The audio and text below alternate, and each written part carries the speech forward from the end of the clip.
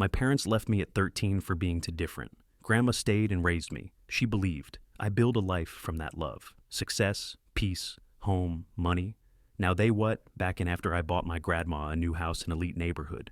They see my new fanny car, my happy family, and they see on social media that grandma is living her life. I was 13 when my parents dropped me off at grandma's place like I was an Amazon return. No warning, no explanation, just, for now, turned into years, turned into silence, turned into me watching birthday after birthday pass without a single damn call. We think you'll be better off here for now. They couldn't deal with me. That's what I pieced together over time. Not directly, of course. They never had the guts to say it out loud. But you hear things at school, in church, whispered conversations my grandma tried to shut down with a glare, but I caught the words anyway. He's strange. Office doesn't act like the others, whatever that meant. Maybe it was the way I lined up my pencils, or the way I hated loud sounds. Maybe it was that I didn't want friends, or didn't smile the way they expected. I didn't cry when they left either. That probably sealed it. I just stood there on Grandma's porch watching their car disappear down the gravel road. And you know what? The porch light stayed on. That was the first time I noticed it. Every night, Grandma left it on. Every single night. Like she knew I'd need it. I didn't talk much that first year, not because I couldn't, because I didn't trust my voice. It felt foreign, like a tool someone else had used and dropped back into my hands. So, I stayed quiet, read a lot, built things out of scraps, learned how to fix broken radios, took apart clocks. She never stopped me, never said act normal or go outside, just cooked quietly and asked if I wanted tea. High school was complicated. I wasn't bullied, not the way movies show it. I was just invisible, fine by me. I didn't need their lunch tables or fake pity. I had a plan. I had something none of them had. Focus, tunnel vision, obsession, whatever you want to call it. I used it, learned code online, built websites, sold my first one for $300 at 16, told Grandma I bought it selling sneakers. She didn't ask questions, just smiled like she knew. And she always knew. By 18, I had a company. By 20, employees. By 22, 6 figures in the bank and enough momentum to build whatever the hell I wanted. I built her a house, not for me, for her. White porch, wraparound swing, garden she could actually walk through without tripping on roots. I handed her the keys and she cried the kind of cry that makes you look away because it's too real. That's when they came back, my parents, suddenly remembering they had a son, reaching out with shaky smiles and "we're so proud of you." I didn't answer right away. Just sat on that porch swing and let the wind tell me if I owed them anything. Spoiler, I didn't. It started with an email. Subject line, "Hey, can we talk?" From an address I hadn't seen in 10 years. My father's, I think. Still had his name, but the last name hit me harder than the first. Funny how something that small can feel like a punch in the chest. I didn't open it.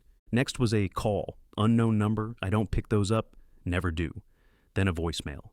Her voice. My mother's. Tentative. Sugary. Like we'd just drifted apart. Like she hadn't left me on a porch with one suitcase and a lie about it being temporary. She said, "We saw your interview. So proud of what you've become. We'd love to catch up." Catch up? What the hell is there to catch up on? Like, should I tell you how many nights I cried into my pillow because Grandma didn't have the words to explain why your love had an expiration date? Or maybe you'd like to hear about how I taught myself taxes at 17 because no one was around to help? Or how I used to sit at the window on Christmas Eve, watching the driveway, hoping headlights would mean something. Yeah, let's catch up. I didn't respond. Weeks went by. They sent letters, not emails, letters, on cream-colored paper like they were royalty trying to mend a diplomatic breach. I didn't even open them, just stacked them in the drawer under my receipts. They can rot next to my takeout menus. Then one day, they showed up, at Grandma's house, the old one. I guess they didn't know I'd moved her. My uncle called, said they looked confused, said they kept asking if the boy still lived there. He told them the boy built his grandmother a castle and left the past behind. That was probably the nicest thing anyone's ever said about me. I finally cracked. I sent them a message. Short, cold, true. If you left me then, you don't deserve me now. No sincerely, no love, no name signed at the bottom. Just that line. Sent it and turned my phone off. Sat with Grandma that night and watched Wheel of Fortune while she crocheted a baby blanket for a neighbor. We didn't talk about it. She just patted my leg and passed me a cookie. And that was enough. See, people think success softens you, that money makes you forget how it felt to be small, to be nothing, to be left. But it doesn't. If anything, it sharpens the memory, makes it clearer. And when you're hungry, you dream of bread. When you're full, you remember who let you starve. They thought they'd left behind a broken kid. They didn't expect the broken kid to build an empire. And now that I have, they don't get a seat at the table. Not even crumbs. I used to rehearse the conversation in my head.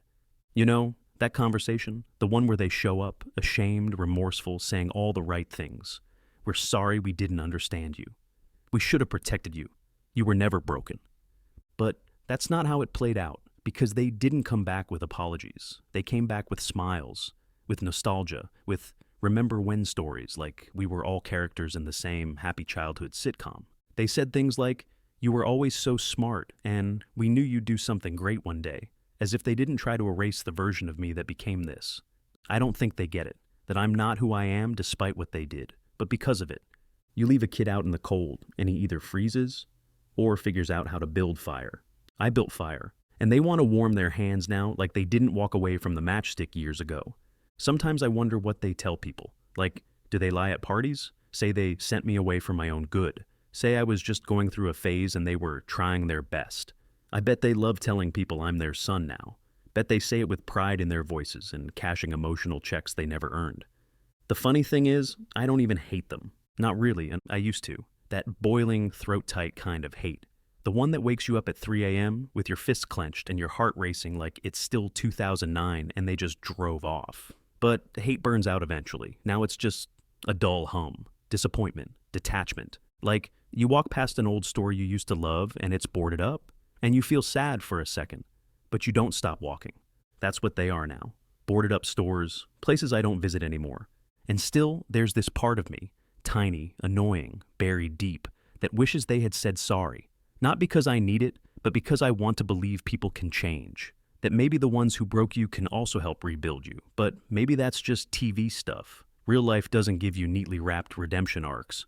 Grandma never asked me to forgive them, not once. I think she knew it wasn't hers to ask. She just kept pouring me tea, leaving the porch light on, stitching peace into the spaces they left behind. She said once, real quiet, "Some people only love what they can control." Didn't say who she meant. Didn't have to. I remember sitting in my room at 13. Well, her room really, Grandma's guest room, with the yellow wallpaper and the tiny desk with the wobbly leg. I sat there thinking if I could just be normal, maybe they'd come back. Like if I stopped lining up the sugar packets, if I made eye contact more, if I laughed at the right jokes or wore clothes that didn't make people tilt their heads and whisper. But every time I tried to be something else, it felt like putting on a wet shirt. Cold, sticky, wrong. So I stopped trying, started building instead. Anything, model rockets, websites, business plans and spiral notebooks with ink that bled through the pages. Every minute they were gone, I filled with something else. Code, numbers, strategy. While the other kids were playing Call of Duty, I was teaching myself Python and watching YouTube videos on dropshipping. It wasn't a plan, it was survival. I didn't have anyone to impress, so I stopped performing. Didn't have anyone to disappoint, so I stopped apologizing. Didn't have anyone to catch me, so I stopped falling. And then, without realizing, I became someone. Not the version they wanted, not the version society expected. Just me. Raw, blunt, focused. They don't like that version, by the way. The me that doesn't soften his voice when they talk. That doesn't rush to forgive. That doesn't call on holidays or send cards. They expected the return of the prodigal son. What they got was a grown man with boundaries. They keep trying. A cousin's wedding invite. We'll all be there. A Facebook friend request. A text on my birthday this year. We hope you're well. Love you. Love you? How dare you? You don't get to say that after a decade of silence. After choosing comfort over courage. After leaving me in the dark and pretending it was moonlight. Love is earned in presence, in effort, in staying. Not in drive-by texts and borrowed memories. I didn't reply. Instead, I booked Grandma a trip to Italy. She always wanted to go. Said it every time we watch cooking shows. She's 77 now. Doesn't walk as fast, but her eyes still light up like a kid's when she tastes something new. She called me from Rome last week, giggling like a teenager after her first plate of real carbonara. That's love. Love is porch lights and tea. Silence that holds you instead of punishes you. Love is never having to earn your place. I'm not angry anymore, but I'm not open either. They left me at 13 because I was different. Now they want me back because I'm exceptional.